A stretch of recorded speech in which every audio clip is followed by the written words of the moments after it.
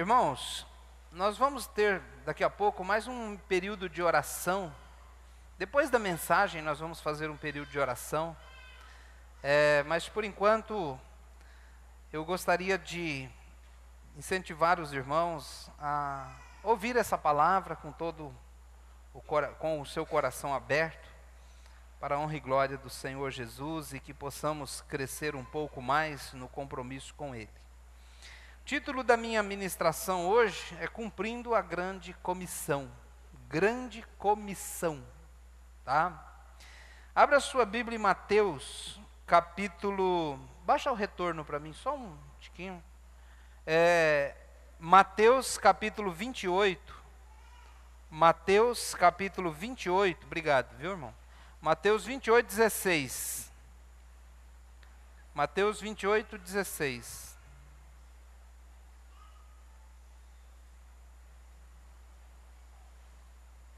Queria orar com os irmãos antes de começar essa palavra. Senhor Deus nosso Pai, fale conosco, ó Deus, por meio dessa palavra, que possamos, Senhor, sair daqui muito edificados, Pai, por essa palavra. Toque em nossos corações, em nome de Jesus, amém. Diz assim, os 11 discípulos foram para a Galileia. Quem foi para a Galileia, irmãos? O discípulo de quem? Jesus. Então eles foram para a Galileia, para o monte que Jesus lhes indicara, ou seja, para o ponto de encontro lá que previamente já tinha sido feito. 17. Quando o viram, o adoraram, mas alguns duvidaram. Então, quando viram, o adoraram, mas alguns duvidaram. Quem foi que duvidou? Alguns quem? Alguns dos discípulos, alguns dos 11. Olha que coisa. Alguns dos 11 duvidaram. Duvidar do quê?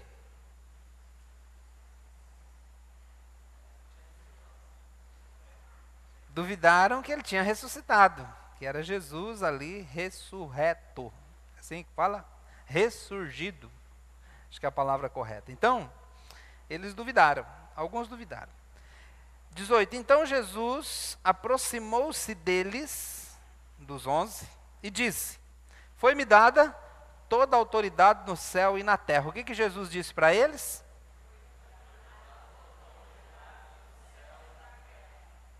Muito bem. Versículo 19. Portanto, vão e façam discípulos de todas as nações, batizando-os em nome do Pai, do Filho e do Espírito Santo. O que era para eles fazerem, irmãos? Eram para fazer o quê? Discípulos de todas as nações. Versículo 20. Ensinando-os a obedecer. Ensinando-os a obedecer quer dizer, não é só ensinando didaticamente, uma matéria intelectual. Não, é para ensinar a praticar o que Jesus ensinou. Ensinando a praticar, obedecer, praticar tudo o que eu ordenei. Isso é o discipulado, tá, irmãos? Isso é o discipulado. Eu estarei sempre com vocês até o fim dos tempos. Então Jesus faz aqui uma promessa, na última frase. Qual é a promessa que Jesus fez? Eu estarei para sempre com vocês até o fim dos tempos. O que é o fim dos tempos? É o fim dessa geração, dessa dispensação. Essa dispensação que nós estamos vendo agora. Ela começou lá com Jesus e ela vai terminar, né? Alguns dizem que ela começou com a ascensão de Jesus ali, e ela vai terminar com a volta de Jesus. Então, quando Jesus voltar, Atos capítulo 1, ele diz, o anjo falou para os discípulos, da mesma maneira que vocês viram ele subir, ele vai voltar. Então, quando ele voltar, essa dispensação, como nós temos hoje, ela vai se encerrar, certo? Então, já é a expressão, o mundo vai acabar. Agora, o que vai acontecer no fim dessa dispensação? Muitas coisas vão acontecer. A Bíblia ensina que Jesus vai voltar. Agora, ele não vai voltar como um servo sofredor para morrer numa cruz. Ele vai voltar como o Rei dos Reis, Senhor dos Senhores. E ele vai voltar para, não para salvar, mas ele vai voltar para julgar as nações. Então a Bíblia diz que no final dessa dispensação, aqueles que estiverem em Cristo, os salvos, serão levados com Ele para o gozo eterno. E aqueles que rejeitaram Jesus serão enviados para a tristeza e o desprezo eterno. Então, quando que vai terminar essa dispensação? O fim dos tempos? Não sei, ninguém sabe. Pode ser que seja na nossa geração, mas pode ser que seja na próxima, eu não sei quando que vai ser, né? O fim da dispensação desta era. Eu só sei de uma coisa, irmãos, vai acontecer do jeito que Jesus disse que aconteceria. Você crê nisso ou não?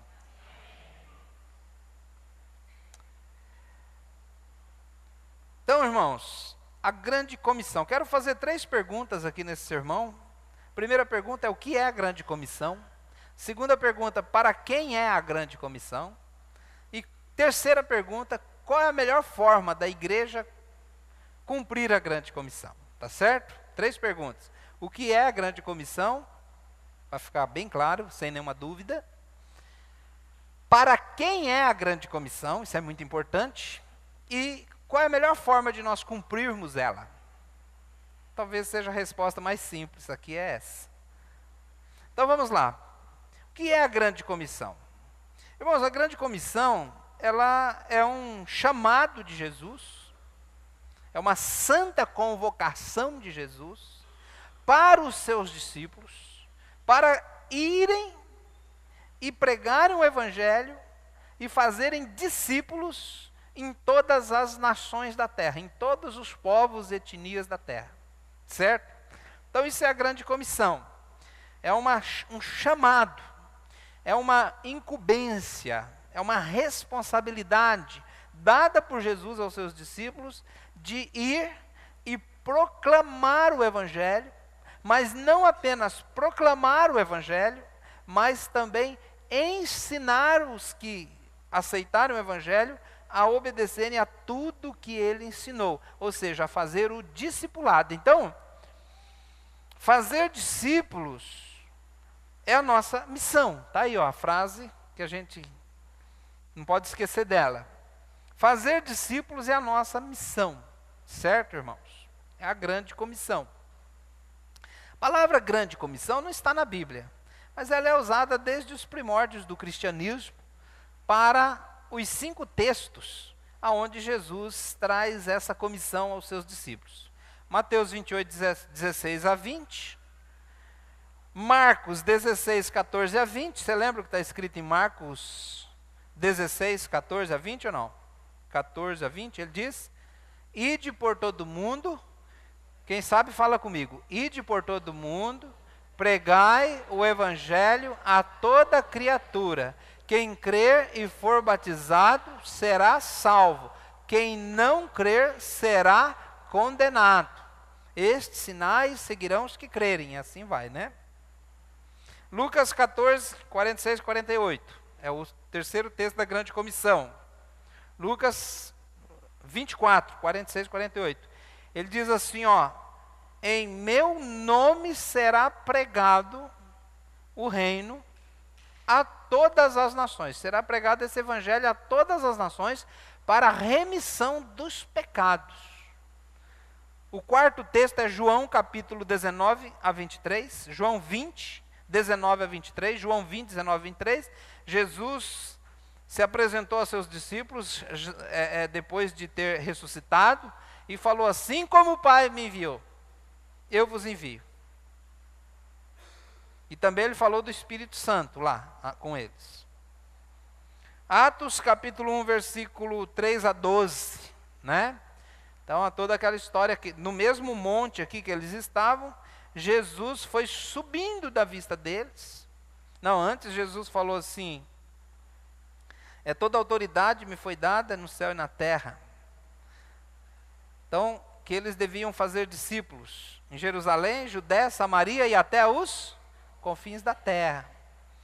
Então, irmãos, aí ele pegou e foi subindo ao céu, e aí os anjos falaram, do mesmo modo que vocês viram subir, ele voltará. Atos capítulo 1, versículo 8, também é um texto muito conhecido da grande comissão. Atos 1:8 diz assim, ó: mas receberão poder quando o Espírito Santo descer sobre vocês, e serão minhas testemunhas em Jerusalém, em toda a Judéia, e Samaria, e até os confins da terra. Tendo dito isto, foi elevado às alturas enquanto eles olhavam, e uma nuvem cobriu a vista deles. Então, está aí os 5 textos da grande comissão. Sem dúvida nenhuma, irmãos, a grande comissão é um chamado para evangelismo e discipulado. Volta aí para Mateus 28, 16. Então, aqui, irmãos, nós temos uma palavra de Jesus para os discípulos. Eu queria chamar a atenção dos irmãos, que essa foi a última palavra de Jesus para os discípulos. A última. Então, imagina uma pessoa no leito de morte, cena triste, né? E aí, a pessoa já vai morrer já. Aí chama os familiares dele, reúne a família. E aí a pessoa, naquele esforço assim, tirando o último fôlego do pulmão, ela vai falar alguma coisa para a sua família.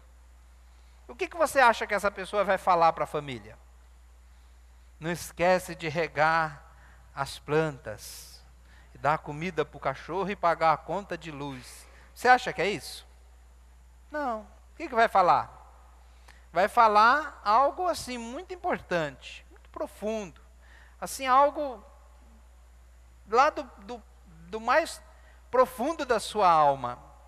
Eu creio, meus irmãos, que nessa última oportunidade que Jesus teve com os seus discípulos, de falar algo para eles, eu creio que nessas últimas palavras, ele deixou a mensagem mais importante, a mensagem primordial para eles. E qual foi essa mensagem? Eu quero que vocês vão, eu estou ordenando a vocês, né, que vocês vão pelo mundo todo, em todas as nações, e façam discípulos. Então, irmãos, a última mensagem foi sobre a tarefa da igreja fazer discípulos. Não é uma grande sugestão, não é uma grande opção, é a grande comissão. Amém? Segundo lugar, irmãos, para quem é essa comissão? Então, já entendeu o que é a comissão? Para quem é a comissão? Versículo 16, quem é que estava lá com Jesus, nesse momento em que ele deu a comissão? Os 11, seus 11 discípulos, seus discípulos estavam lá. Então ele repassou para eles essa tarefa. Então apenas seus discípulos estavam lá. Agora, como que termina a palavra de Jesus no versículo 20? Estarei convosco para sempre, todos os dias, até o fim dos tempos. Então, o que Jesus está dizendo aqui, irmãos? Estava dizendo, pega as opções aí, tá bom? Fique esperto. Ele estava dizendo que os discípulos não iam morrer até ele voltar, é isso que ele está falando? Hã? Não, porque os discípulos morreram, né, irmãos? Então, o que é que ele está dizendo aqui? Por que essa promessa para os discípulos? Estarei convosco para sempre, até o fim dos tempos. Olha, é óbvio. Eles estavam falando de nós, amém, irmãos? Estavam falando de nós. Ou você acha que a comissão era só para os 11? Não. Então, o evangelho, a Bíblia diz que o evangelho do reino será pregado em todas as nações. Aí virá o fim. Então, irmãos, eu creio que esse texto mostra que a grande comissão é para todo salvo. É para todo salvo. Quem é salvo aqui? Quem é salvo e tem certeza diz amém. Amém. Quem é salvo e tem certeza bate palmas. Quem é salvo e tem certeza, sua vida é uma beleza. Quem é salvo e tem certeza, bate palma. Tudo bem, você é salvo. Então é para você que Jesus disse, a comissão é para você. Eu tenho certeza da minha salvação, então é para mim. É por isso que eu estou aqui, viu, irmãos?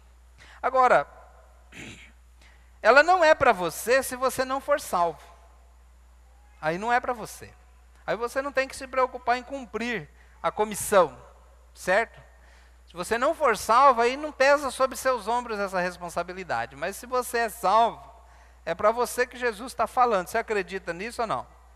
Então, irmãos, olha, se você foi redimido dos seus pecados pela graça de Deus, se você foi regenerado pelo Espírito Santo, se você nasceu de novo, se o seu nome está escrito no livro da vida do Cordeiro, se agora Deus é o teu Pai, se agora você faz parte da geração eleita, do sacerdócio real, da nação santa, do povo de propriedade exclusiva de Deus, então Jesus está te comissionando para proclamar o Evangelho e fazer discípulos. É para você, é para a sua vida. Está claro isso ou não? Sim ou não? Então, irmãos, Jesus está convocando a sua igreja, está convocando cada irmão individualmente para proclamar o Evangelho da graça de Deus. E se você é tudo isso que eu acabei de dizer e não se sente comissionado, se essa comissão não pesa sobre sua vida, se o fato de não proclamar esse Evangelho para as pessoas que você conhece, o círculo de convivência que você tem, se isso não pesa para você, se isso não é uma responsabilidade para você, se isso não pesa sobre sua vida, se isso não lhe incomoda, alguma coisa está errada, irmão. Alguma coisa está errada. Tem alguma coisa errada com a sua vida. Tem alguma coisa errada. Ah, pastor, isso aí não me incomoda. Jesus disse, vão e façam discípulos, pregam o evangelho. Mas isso eu não faço. Eu tenho vergonha, eu não tenho tempo, eu não levo jeito. Irmãos, é isso que Jesus disse? Não. Ou vão e façam. Então, precisamos meditar sobre isso. Precisamos absorver isso. Precisamos compreender isso.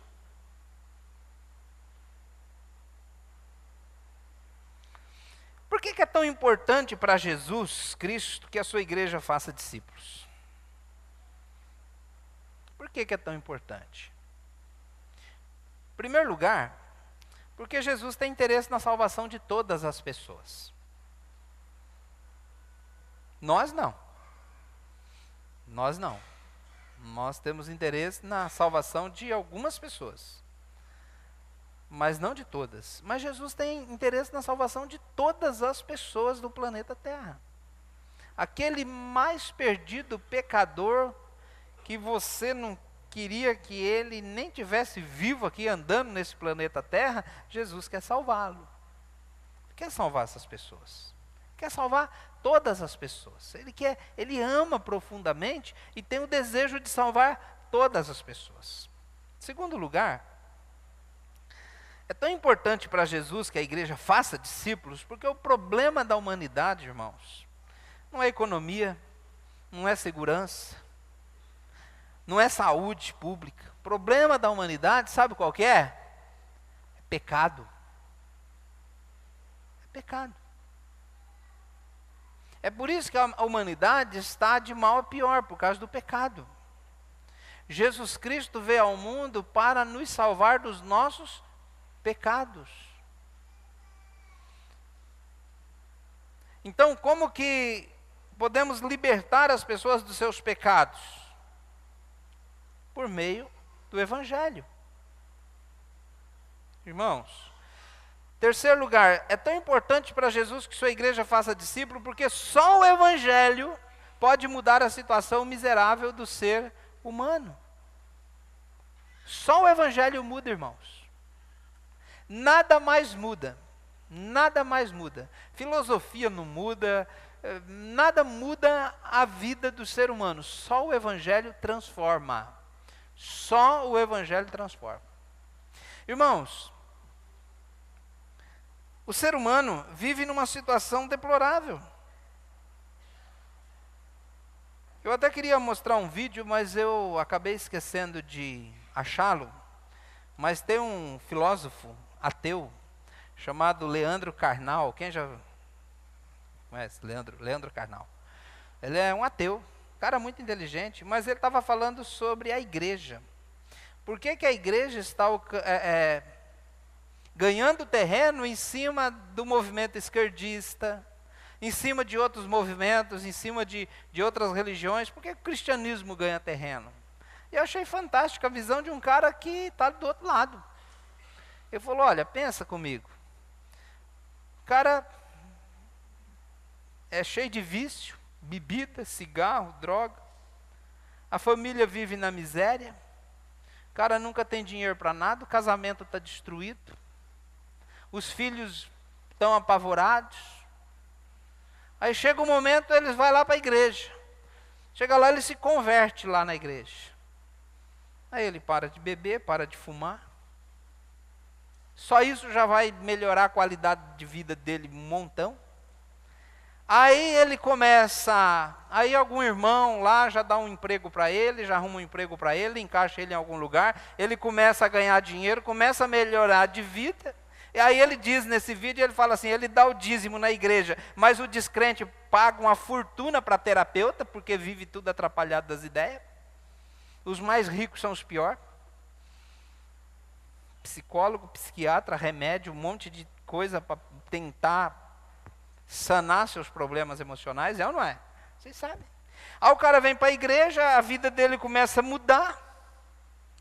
Aí os filhos ficam contentes, porque vê o pai e a mãe melhorando, agora viviam brigando, agora estão até namorando. Ele diz lá, né, fala assim, até isso Jesus conserta. O casal começa a namorar de novo. Começa a aprender um novo conceito de vida, para de falar palavrão, para de gritar dentro de casa, começa a estudar um monte de matéria na escola bíblica dominical que vai transformando a vida dele. E esse ensinamento, irmãos, é por meio do Espírito Santo dado à igreja para a transformação das vidas.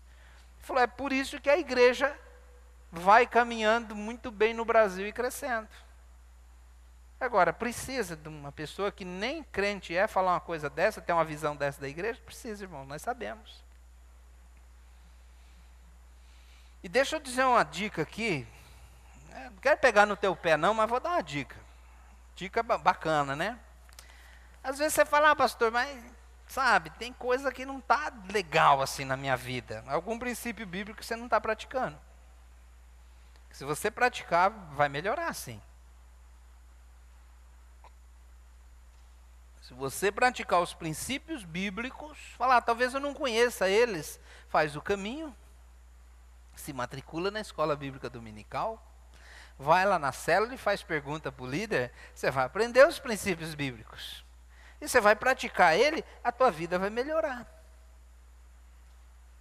Isso é andar no Espírito. Você acha que andar no Espírito é o quê? É praticar o ensino da palavra que foi dado pelo Espírito. É isso que muda a tua vida, é o ensino da palavra, dado pelo Espírito Santo. Ah, pastor, meu casamento está tendo umas encrenquinhas. Procura que algum princípio bíblico está faltando. Ah, meu relacionamento com os filhos não está legal. Tem princípio bíblico que ensina. Estou convivendo bem na comunhão dos santos aqui na igreja. Algum princípio bíblico está faltando na sua vida. Bom, deixa eu voltar para o assunto. O Evangelho é o poder de Deus, Romanos 1,16. O Evangelho é o poder de Deus para a salvação de todo aquele que crê. O Evangelho é o poder de Deus.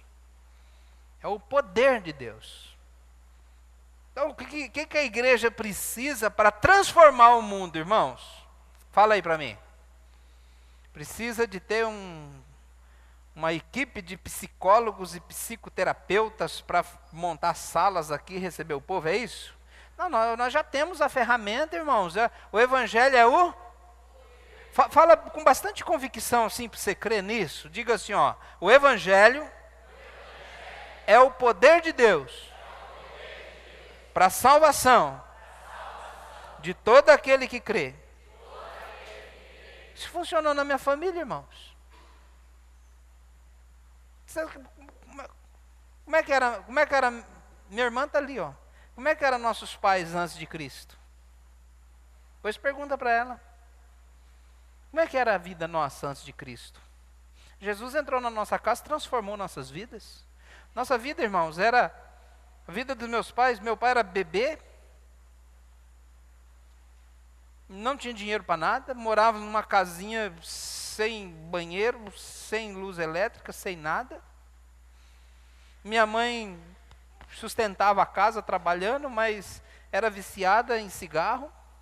Os filhos viviam atormentados naquela situação. Eu era muito novo, mas minha irmã lembra mais. Claro que foi um processo de transformação, mas eu me lembro, irmãos, pouco tempo depois de convertido, as coisas já começaram a melhorar na nossa casa. E quanto mais rápido você absorver o ensino de Jesus na sua vida, mais rápido muda. Jesus transforma, é o Evangelho que transforma. Amém? Quarto lugar, irmãos. Por que é tão importante para Jesus que a sua igreja faça discípulos? Porque só a igreja pode levar o Evangelho para o mundo. Só a igreja. Ninguém mais. Se nós nos calarmos, milhares de pessoas perecerão sem ouvir do Evangelho e sem salvação. Essa responsabilidade é nossa. Terceiro lugar, irmãos. Qual é a melhor forma de a igreja cumprir a grande comissão? Qual é a melhor forma da igreja cumprir a grande comissão? Então você já aprendeu que a comissão é um chamado de Jesus para pregarmos o Evangelho e fazermos discípulos. Você já aprendeu que a comissão é para você, para todos salvos. É para você. Terceiro lugar, como cumprir a grande comissão? É muito simples. Talvez seja a coisa mais fácil. A melhor forma da igreja cumprir a grande comissão, irmãos, é cada um dos salvos pregar o Evangelho para as pessoas que estão à sua volta. Se todo salvo, a partir de hoje, fizer isso, obedecer esse mandamento, se nós, a partir de hoje, passarmos a obedecer esse mandamento, o mundo será evangelizado em poucos anos. A nossa igreja vai dobrar de tamanho num ano.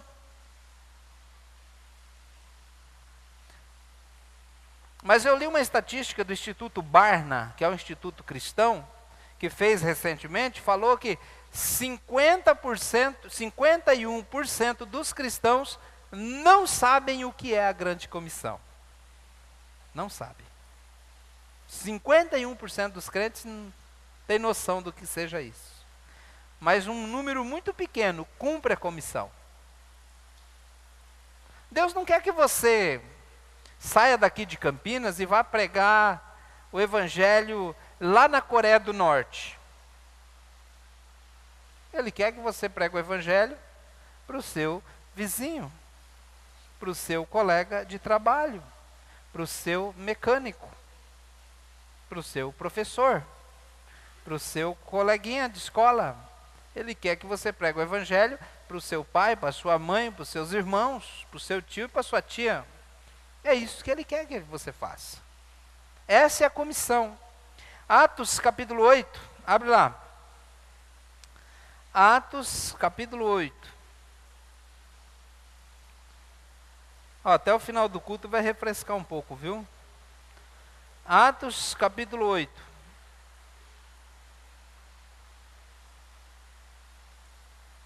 Versículo 4. Atos 8, 4. Diz assim: os que haviam sido dispersos pregavam a palavra por onde quer que fossem. Olha que interessante isso aí, irmãos. O que aconteceu aqui? Lá em Jerusalém, teve uma grande perseguição desencadeada por causa da morte de Estevão. todos os crentes de Jerusalém, que talvez era ali mais de 10.000 irmãos, todos eles foram dispersos. Tiveram que fugir de Jerusalém. E aí esses irmãos, olha o versículo 4. Os que haviam sido dispersos pregavam a palavra por onde quer que fossem. É isso que Jesus quer que façamos. Aonde nós estivermos. Aonde nós formos. Como fazemos isso, pastor? Olha, nós devemos estar dispostos a isso. Devemos orar por isso. E não devemos nos envergonhar do Evangelho, como Paulo não se envergonhava. Tem uma história eu já contei aqui, mas talvez alguém não ouviu ainda, de um rapaz que ia para o quartel, serviu o exército, e ficou sabendo que lá fazia muito bullying com crente. E ele ficou com medo. Aí passou um ano lá, voltou, ele saiu, como é que é? Recebeu baixa, né? Assim que fala. E voltou para a igreja e deu um testemunho na igreja, falou: irmãos, eu quero agradecer, porque eu fiquei com medo, porque lá no quartel diz que faz muito bullying com crente, mas ninguém descobriu que eu era crente lá. Olha, ninguém descobriu. Já pensou, irmãos? Isso não é certo, né? As pessoas têm que saber, a Bíblia, Jesus disse: assim brilha a vossa luz diante dos homens. A nossa vida deve ser uma proclamação do Evangelho. Irmãos, eu creio que o Evangelho deve ser pregado às pessoas que estão à nossa volta. Como a Bíblia enfatiza, de casa em casa. De casa em casa. Por isso, irmãos, eu tenho a convicção de que a melhor forma de nós cumprirmos a grande comissão é por meio da multiplicação de células. Eu tenho essa convicção. Porque as maiores igrejas do mundo são igrejas em células. Hoje nós temos mais de 7 bilhões de pessoas no planeta Terra. É gente demais, o que não falta é gente. Mas, irmãos, nem todos os lugares é acessível. Ontem fui pregar numa igreja lá na zona sul de São Paulo, e passando ali, bem ali numa praça ali, nem sei onde a gente estava mais, pro lado de Santa Amaro ali, tinha um culto ao ar livre. A gente quase parou, né? Até eu baixei o vidro para escutar a pregação. O pastor estava pregando e o povo estava lá, né? Ouvindo a pregação no meio da praça lá. Agora, muitos países do mundo isso não pode acontecer, sabia? Não pode, irmãos. Muitos países do mundo não pode ter uma igreja como essa. Você pode até sair na rua e evangelizar pessoas, mas as pessoas mais ricas, por exemplo, que moram em condomínio, você já foi em condomínio de rico? Uma vez eu fui fazer uma visita, quase desistiu, hein? Cheguei lá, preenchi aqui um cadastro do senhor, né? RG, foto, CPF, antecedentes criminais. O senhor vai na casa de quem? Vai fazer o quê? Falei, o cara me convidou para vir aqui na casa dele. Você acha que você entra lá no condomínio pregar o evangelho? Não entra. Mas uma célula entra lá, irmãos. E a célula é um negócio tão fantástico que ela cresce de dentro para fora. Ela tem na China comunista, a igreja cresceu muito lá. Como? Nas casas, de casa em casa. É um negócio fantástico. Eu não sou contra construir templo, não, e até eu quero construir um maior do que esse. Mas eu acho, irmãos, que nós não podemos nos limitar a construir templos e achar que estamos cumprindo a comissão. Nós temos que ir nas casas, de casa em casa, o evangelho é proclamado. De casa em casa. Até minha esposa teve uma ideia, minha esposa sempre tem umas ideias boas. Teve uma ideia, falou assim, vamos, em vez de fazer o encontro da nossa célula só aqui, de vez em quando vamos fazer na casa de alguém, assim a gente vai já acostumando o lugar, né, abençoando o local. Falei, uma ideia boa, de casa em casa, proclamando a palavra, proclamando o evangelho. Irmãos, é a melhor forma de envolver todos os crentes na obra da evangelização é por meio de células. Até eu queria terminar aqui dando 7 razões para continuarmos multiplicando células na igreja. Eis algumas delas. Primeiro, numa célula as pessoas estão mais próximas umas das outras. Nossa igreja não é uma igreja grande. Mas você não vai conseguir cumprimentar os irmãos aqui hoje. Mesmo que você quiser, sei lá. Mesmo que você queira, você não vai conseguir cumprimentar os irmãos. Você vai cumprimentar alguns. 5 pelo menos, né, irmãos? 5. Mas na célula você consegue cumprimentar todo mundo. Ou você vai na sua célula e não cumprimenta todo mundo? Acho que não, né? Lá as pessoas estão mais próximas. Segundo lugar, numa célula, a célula é uma sala de parto para novos cristãos. É a melhor porta de entrada para a igreja, é a célula. É muito melhor chamar a pessoa para ir na célula. É uma bênção, irmãos. Porque na igreja, queira ou não queira, tem aquela burocracia, né? É um negócio diferente. Você tem que se colocar. Lembra quando você não era crente ainda, que você tinha medo de crente? Né? Tinha medo na igreja? Alguém aqui? Entra na igreja que nem a nossa. Primeiro, já às vezes está lotado, não acha lugar para sentar. Ele tem que sentar perto de alguém, né? E ele já fica meio desconfiado. Aí vai louvar, apaga a luz. Ele fala, opa, deve ser para me enganar isso aí. Você vai ficar esperto. Aí a pouco alguém fala, oferta. Eu falei, ixi, me avisaram. Me avisaram. Então, às vezes na igreja, para a pessoa chegar e começar a participar, irmãos, demora muito, é complicado. Mas na célula não tem a mesma burocracia. Se a pessoa chega lá, a pessoa dá vontade, ele já vai participando, né? Semana passada, quinta-feira passada, quinta-feira passada fizemos um jantar lá, o irmão Wagner trouxe aquele tacho dele, encheu de um monte de coisa lá dentro. Aí eu fui ver que ele já arranjou um auxiliar. Quem que era o auxiliar? É o visitante. O visitante chegou, já foi trabalhar, né? Então é uma bênção, irmãos. 3, a célula é uma sala de parto para novos líderes. Existe um dilema na vida dos crentes, que é, o que eu faço? É ou não é? Eu sou pastor há 26 anos, e as pessoas chegavam em mim e falavam assim, pastor, eu queria trabalhar, o que eu faço? Eu sabia? Pastor não dá porque eu já sou pastor aqui. Diácono já tem, professor já tem, o que você pode fazer, né? Aí a igreja começa a inventar coisa para os crentes fazer, irmãos. Aí inventa coisa, estou falando que é errado não, tá? Entenda bem o que eu estou falando. Mas às vezes começa a inventar coisa. É coral, é teatro, é não sei o que lá.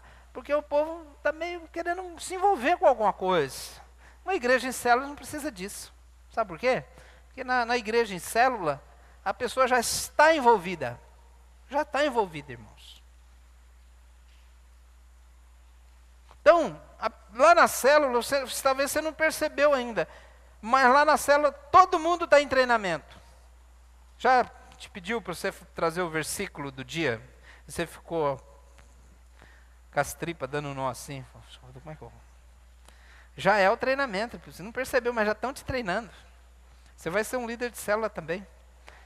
Aí a pessoa leva o versículo, vê que não é muito difícil, aí passa os dias que você vai trazer o cântico. Aí traz o cântico. Aí só agora você vai trazer a visão. E ele começa. Aí dali uns dias ele fala, você vai trazer a ministração. Aí fala, ixi, se não chegou a tua hora, vai chegar. Logo, logo. Dali a pouco o líder da célula fala assim, olha, vou chamar você para treinar você para ser um líder. Não é isso? A benção, irmãos. Todo mundo está em treinamento. Todo mundo pode participar. Todo mundo pode fazer. Então, A célula é uma sala de parto para novos líderes. Quantos irmãos aqui da nossa igreja que estavam aí tentando se encontrar no corpo, hoje estão liderando, estão discipulando, estão pastoreando ovelhas. Isso é uma maravilha, irmãos. Quarto lugar, as células viabilizam o melhor cuidado do rebanho. Pastor nenhum consegue cuidar de um rebanho sozinho. Aí você pega na igreja, vai para a igreja, pega aqueles costumes, né? Tradição é uma coisa tão... É um negócio tão interessante, porque ela surge do nada, né, a tradição. Aí pegaram a tradição do pastor cumprimentar todo mundo na porta da igreja. A igreja lotada, irmão na fila, querendo ir embora, e o pastor lá. É tradição. Você não precisa disso. Outra, né, o pastor tem que visitar todo mundo da igreja pelo menos uma vez por ano. Para quê? Né? É lógico que se você me convidar, eu vou. Se você falar, pastor, estou precisando de uma oração, eu faço. Se você falar, pastor, preciso conversar com você, a gente conversa. Estamos à disposição. Mas às vezes não dá tempo, irmãos. Dá tempo, não tem como. Moisés, o povo de Israel tinha saído do Egito, lembra? Sabe quantas pessoas saíram do Egito? Era 600 mil homens adultos. Agora você imagina, se tem 600 mil homens, tem pelo menos umas adultas, tem umas 600 mil mulheres casadas, namoradas, né? Tem que ter, hein? E se tem um monte de casamento, é um monte de molecada. Tinha mais ou menos 2 milhões de pessoas. E saíram do Egito, irmãos. E burro empacado, e cabrito berrando, e moleque chorando. Chegou lá, o povo queria conversar com Moisés. Aí Moisés ficou, da hora que amanheceu até o pôr do sol, lá ficava aquela fila, né? Pega a senha aí e tal. E Moisés conversando com o povo. Jetro chegou lá, viu aquele negócio. Falou para Moisés, falou, o que você está fazendo não é bom. O que você está fazendo está tudo errado. Falou, mas o que eu posso fazer? O povo vem a mim para que eu julgue? Falou, não, mas você está errado. O que você está fazendo não é bom. Você vai morrer todo esse povo. Falou, mas o que eu faço? Ele falou, faz o seguinte, divide o povo em chefes de 1000, chefes de 100, chefe de 50 e chefe de 10. Falou aquelas coisas mais simples, tipo assim, briga por causa de pipa e beliscou teu filho fez isso, né? Sabe essas coisinhas que tem? Pensa não, igreja tem coisinha, irmãos. Igreja tem, não é só a nossa não, toda igreja tem coisinha. Sabe? E os líderes de célula sabem. Alguns líderes de célula vieram pedir desculpa para mim. Verdade, irmãos. Alguns vieram pedir desculpa. Falou, pastor, eu quero pedir desculpa, porque eu achava que o pastor era muito assim, não interessava muito pelos problemas, ou talvez não conseguia resolver tudo, assim, estava meio sem paciência. Ele falou, agora eu estou com um povo lá e eu já estou perdendo a paciência, pastor. É muita coisinha. Falei, tá vendo? Então, irmãos, tem coisinha. Onde tem gente, tem coisinha. Irmão não me cumprimentou, não sei o que lá. Uma vez eu vi uma história de uma igreja, tinha um aniversário de uma igreja igual a nossa, assim. E tinha a irmã que fazia o bolo para a igreja. A irmã fazia o bolo. Fazia 20 anos que a irmã fazia o bolo. E naquele ano a festa estava bonita, a irmã fez o bolo, e o pastor foi lá na frente e agradeceu todo mundo, irmãos. Agradeceu todo mundo, esqueceu de agradecer a irmã do bolo. Pensa num problema, irmãos. A irmã já saiu bicuda, falou, nunca mais volto nessa igreja. Depois voltou, tal, fez o bolo de novo, mas é um problema. Entendeu? Problema. Eu já resolvi vários probleminhas da igreja assim, sabe? Um domingo atrás estava ali, aí chegou uma criança, falou, pastor, posso falar com o senhor? Eu falei, pois não. Falou, vão ali atrás comigo. Eu falei, não, o que é? Falei, que a gente está jogando bola lá, o menino não quer dividir a bola.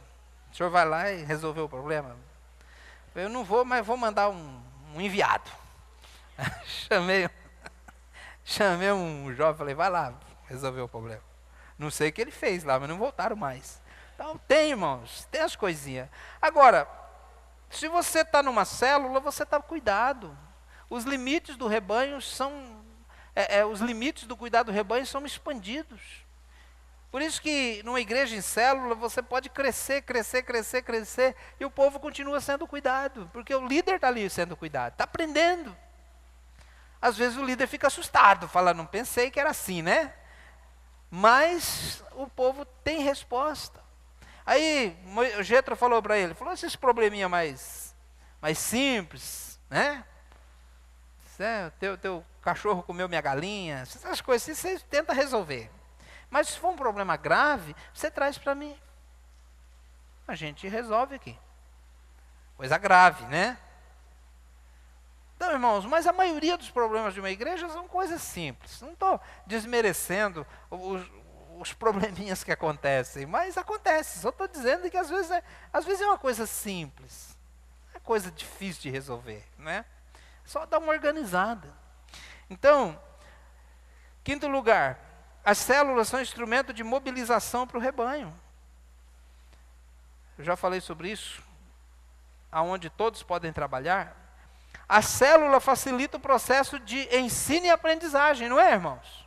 Gostoso, lá na célula você pergunta, você fala, todo mundo dá opinião. É muito legal. E 7, as células abrem o leque de possibilidade de engajamento do serviço cristão ao seu próximo. Então, célula é uma bênção. É um projeto de Deus. É um projeto maravilhoso. Irmãos, a grande comissão é para nós. A grande comissão é um chamado de Cristo para nós. Devemos assumir isso. Como igreja, devemos assumir isso. É o nosso papel. Devemos fazer. Vamos orar nesse momento. Vamos pedir a Deus para que possa abençoar a Igreja Batista Boas Novas. E você em particular aí, talvez você não esteja assim, não estava muito ligado nisso que eu falei. E talvez você se sentiu incomodado. De falar, olha, realmente eu não estava preocupado com isso não. Mas que tal começar a se preocupar a partir de hoje? Começa a orar dizendo assim, Deus, me ajude a ser inserido nesse projeto de ganhar almas, de fazer discípulos. Deus vai te abrir a oportunidade, Deus vai te colocar nessa condição. Se você não está numa célula, procure participar de uma.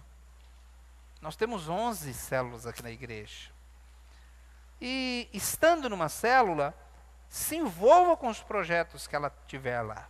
Assim você vai estar cumprindo a grande comissão. Vamos orar? Senhor, eu quero pedir a tua bênção, meu Deus, para nossa igreja.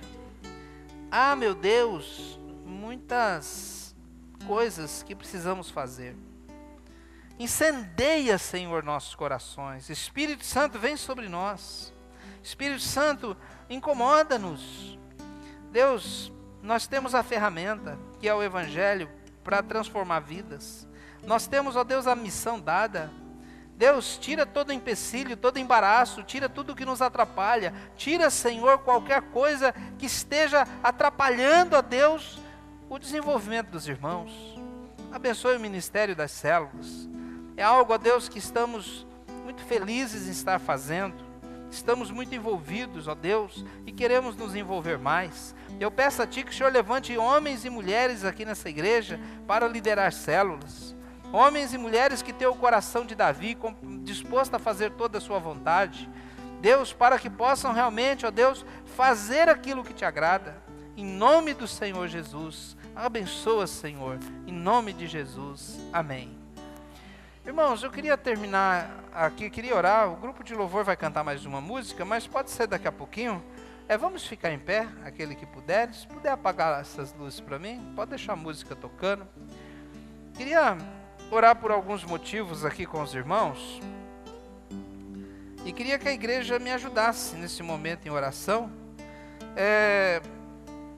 Eu não quero que você fique constrangido, e se você for ficar constrangido, não precisa se manifestar, mas às vezes você está com algum problema de enfermidade, e nós cremos, irmãos, que Deus pode curar você. Nós cremos nisso. A palavra de Deus diz que a oração da fé cura uma pessoa. A oração de um justo é poderosa e eficaz. Então, se você gostaria de receber uma oração nesse momento, por algum problema de enfermidade que você esteja passando, esteja enfrentando, gostaria que você viesse à frente aqui nesse momento, para nós orarmos por você, tá bom? Tem alguém que gostaria de receber uma oração por problema de enfermidade? Pode vir bem aqui, ó, na frente, vamos orar. Pode ficar virado para cá, irmãos. Vamos orar. Queria que a igreja também intercedesse nesse momento a cura em nome de Jesus para esses irmãos. Creio que é um momento oportuno de nós fazermos isso. Eu creio que é um momento oportuno de nós orarmos por esses motivos também. Senhor Deus, nosso Pai, nós estamos aqui diante do Senhor, e a igreja reunida intercedendo. Eu creio, Senhor, que o Senhor tem poder, e há poder no nome de Jesus. Há poder no nome de Jesus. E é nesse nome que nós fomos orientados a Deus a interceder e agir em favor das pessoas que têm enfermidades. Por isso, é nesse nome que nós clamamos agora. Em nome de Jesus. Cura essas pessoas, Pai, de suas enfermidades. Não sabemos, ó Deus, a causa delas. Nem, ó Deus, os planos que o Senhor tem envolvendo elas. Mas nós cremos, ó Deus, no poder do Senhor e no nome de Jesus. Por isso nós clamamos agora, em nome de Jesus, Pai, cura, em nome de Jesus. Amém. Os irmãos que estão à frente podem sentar. Gostaria também de saber se alguém está desempregado e procurando emprego. Às vezes você está procurando emprego e está esperando uma porta abrir. Gostaríamos de interceder por você também. Tem alguém aqui que está procurando emprego? Está todo mundo empregado? Quer vir à frente? Nós vamos orar por vocês. Tem mais alguém? Pode vir também. Nós vamos orar nesse momento para que uma porta se abra. E não só uma porta de emprego assim qualquer, mas algo divino, abençoado por Deus. Pode vir aqui desse lado. Nós vamos orar por vocês. Peço que a igreja ore, estenda a sua oração a esses irmãos, essas irmãs. Senhor, eu quero pedir agora por essas 4 pessoas que estão aqui.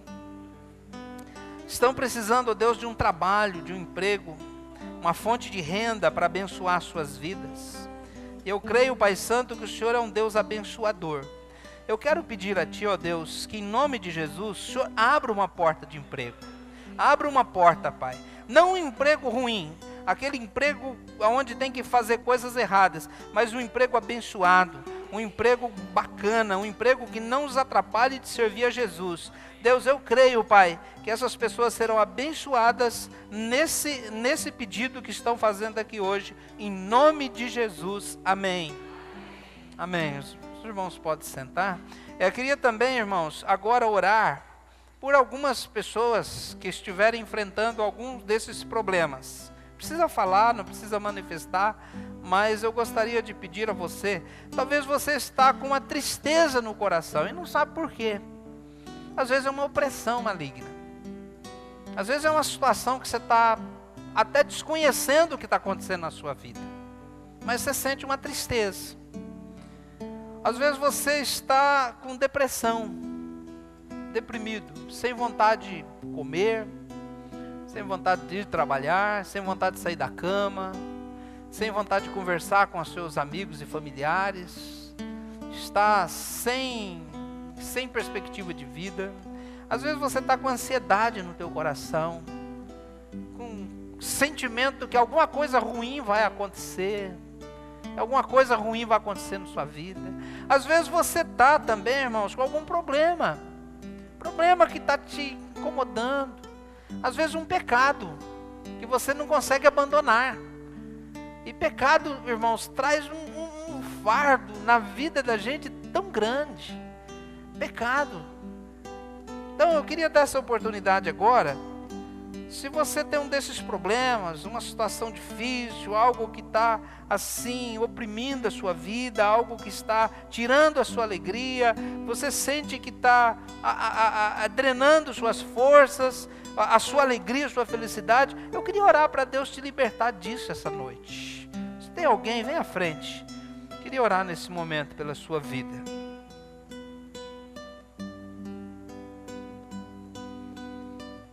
Pode vir. Não é nada demais, irmãos, um ser humano ter uma situação assim na vida, não. Todos nós passamos por isso. Eu passei por uma crise de ansiedade, irmãos. Foi a coisa pior que aconteceu na minha vida. E foi muito ruim. Pedi para muitas pessoas orar pela minha vida. Então, se você está com alguma dessas situações, vem à frente. Vem à frente, vamos orar por vocês, para Deus poder te ajudar nesse momento. Ore também, você que está aí no banco, ore por essas pessoas, clame a Deus em favor da vida delas. Senhor, eu quero pedir nesse momento, meu Deus, em favor dessas pessoas. Pai, Tua palavra diz, Senhor, que o Espírito Santo é o Espírito que nos dá alegria, que nos dá liberdade, que nos dá paz. Mas Jesus diz também que no mundo teríamos aflições, mas devíamos ter bom ânimo. Senhor, eu não sei quais são os problemas aqui, mas eu quero em nome de Jesus, Pai, repreender toda tristeza, toda depressão, toda ansiedade, todo sentimento, ó Deus, ruim no coração, de tristeza. Eu peço que o Senhor tire agora em nome de Jesus. E se alguém está aqui, ó Deus, porque está debaixo de um jugo de pecado, que o Senhor o perdoe agora e que o Senhor lhe dê a capacidade de ser livre em nome de Jesus. Eu te peço, Pai Santo, liberta essas pessoas dessa situação em nome de Jesus. Amém. Pode sentar. Queria, antes de nós terminarmos, irmãos, eu fiz um compromisso de estarmos orando mais pelos nossos governantes. Queria dizer aos irmãos que, independente de quem sejam os nossos governantes, a Bíblia diz que devemos orar por eles. E orar para que possamos ter uma vida tranquila e quieta. Então vamos orar nesse momento pelos nossos governantes. Senhor Deus, nosso Pai, eu clamo a Ti, Deus, pelo Brasil. Há tantas coisas nesse país que precisam ser colocadas em ordem, Deus. Há tantas situações de violência, saúde pública, há tantas questões econômicas, tanta gente desempregada. Ó Deus, privilégios políticos absurdos, ó Deus, que precisam ser terminados nesse país. Foro privilegiado que defende políticos corruptos, ó Deus. Ó Pai, há um desafio imenso desse país. Quero pedir, ó Deus, pelo presidente eleito, que possa, ó Deus, ter a capacidade dada pelo Senhor, a honestidade, ó Deus, de dirigir esse país. Peço pelo governador do estado de São Paulo e pelo prefeito de Campinas, por essas obras que estão sendo feitas na Moreiras e na John Boy Dunlop. Ó Deus, tem causado muito transtorno, por isso eu peço a Ti que elas sejam feitas logo, para que o povo, ó Deus, possa ir e voltar com mais tranquilidade. Abençoe esse país, Deus, para que continue com as portas abertas para a pregação do Evangelho. Abençoe todas as igrejas de Campinas que estão pregando o Evangelho, para que possam, ó Deus, ser protegidas no Teu poder. Quero clamar a Ti, ó Deus, por cada irmão dessa igreja, para que durante essa semana, Pai, tenha uma semana muito abençoada. Proteja de acidentes, proteja das enfermidades, proteja, ó Deus, as crianças, ó Deus, de serem cometidas de enfermidades. Proteja nossos filhos nas escolas, ó Deus, no trânsito, Pai. Proteja de acidente, de perigos de assaltantes e bandidos. Proteja, ó Deus, cada um, em nome de Jesus. Eu te peço, dê uma semana abençoada para todos. Em nome de Jesus, amém.